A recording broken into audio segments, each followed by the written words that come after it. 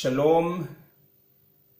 Deuteronomy bung somthumna chang khatna tanga charukin kar kha alia sheni ania tlang pui kan sai phot donia isel fate ramdang zinga no darna anomna lakata lalpa pathian lam ron hoin adu zong tile arong bol du nari lute aron puthar le ani chuanin lalpa pathianin an saltana lakata chan chuakin ram thiang lima ani chu no darna lakata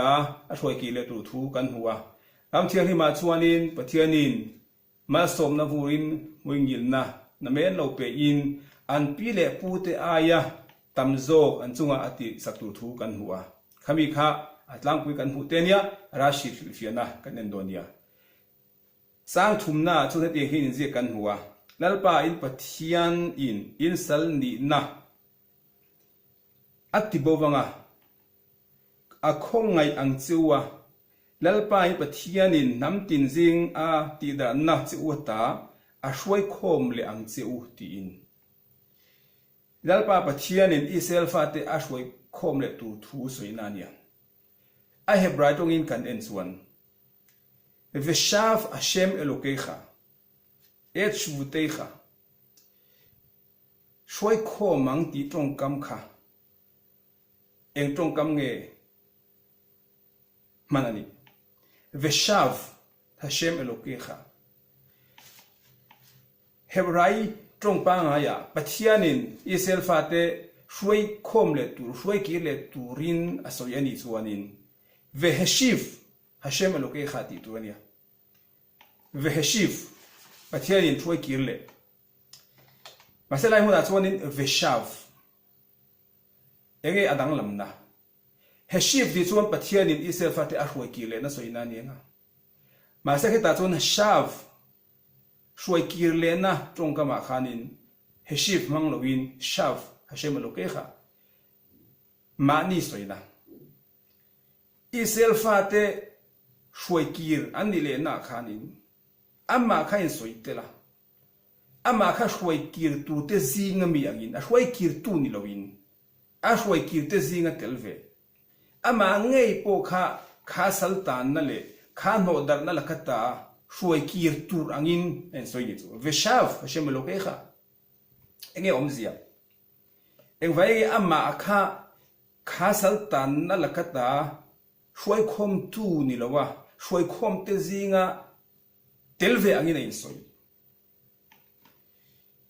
hilfiana rashiya pani kan huwa pakata chuanin kan to mi thiam ten an hilfiana isel fate an saltan na ramdanga khoi huna po no darna anomna khanin dalpa pathianin om pui vea dalpa pathian shkhina in akal pui vea chu an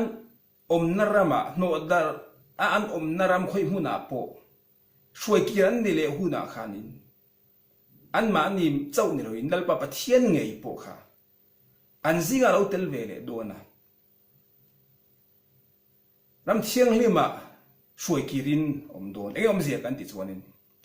isel fate lalpa pathianin khovel killia an hodara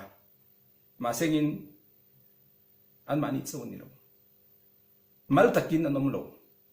pathianin om pui pathianin ansal tan na atan pui vea pathianin englai mai na thau thangai lowa pathianin englai pun om puya anzenga cheng tlanan ni le huna no dar na an om na lakata hruai kiran ni le huna po dalpa pathian anzinga om zel don kha helai chang asoi veshav Hashem Elokecha isel fate hruai kiran ni le huna anzinga englai mai puwa kal san ngai lo tu pathian shkhina kha po kha ongki le don ti nai tan chum kha rashi na shilfi na pakhatania bani na chuanin hruai ki le na kha thil na mai ni lowa thil harsania khovel thil dangina hruai khom le kha theina nei lo tu ma in an tin lo wan phak lowa lalpa pathian che in hruai ki le theina ne ya tuan chuanin veshav Hashem Elokecha tunge hruai ki le don isel fate tunge tlan dona khovel kilian ho dar na lakata tunge hruai khom le thei kan ti chuan ama chau ama ngein min shuai ki le don ti na ve sha fa shem lo ke kha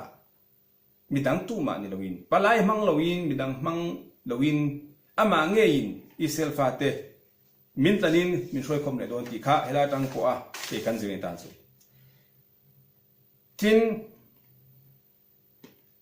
a shilfiana dang le chuanin isel fa te pathianin amal mala pakhate te ya a hoi khom tu thu soina isaya bung som ni le pasarina chang som patina pokhang kan huwa isel fa te ama ngei na hoi khom tu thu le amal te ya pakhate te ya hoi khom ma khatia nga isel ram thiang rima aron hoi ki le tu thu kan huwa kha hoi ki theina nei tu chu ama sia tin kan hu rashi na sifeta dang le chuanin kha khovel kili shuai kile na ba ka isel fa te khoi rama po salantan na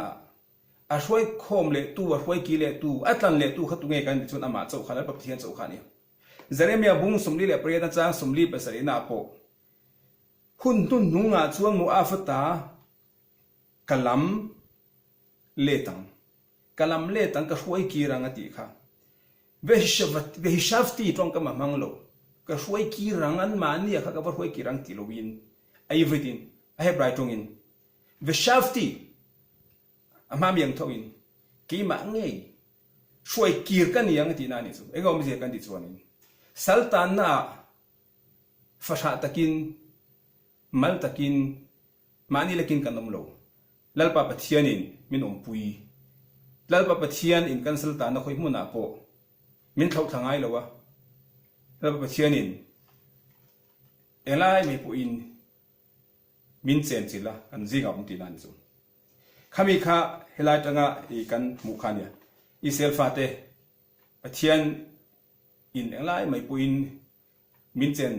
chila kan jinga akhosa a omve ti kha helai tanga kan thil zil ani shalom theu ule